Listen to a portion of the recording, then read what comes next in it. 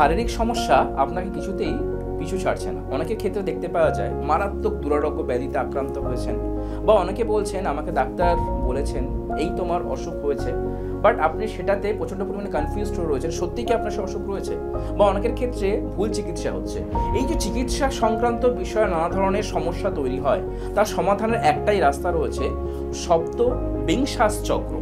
এই সপ্তবিংশাস চক্রকে আমাদের জ্যোতিষের ভাষায় বলা হয় শক্তি চক্র।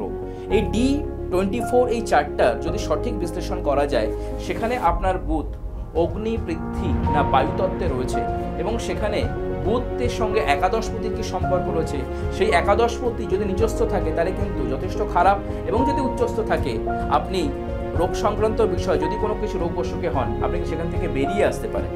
অর্থাৎ সপ্তবিংশাস চক্র আপনাকে রোগ নির্ণয়ের জায়গায় ভালো থাকতে পারে, বা খারাপ রয়েছেন কিনা সেটা কিন্তু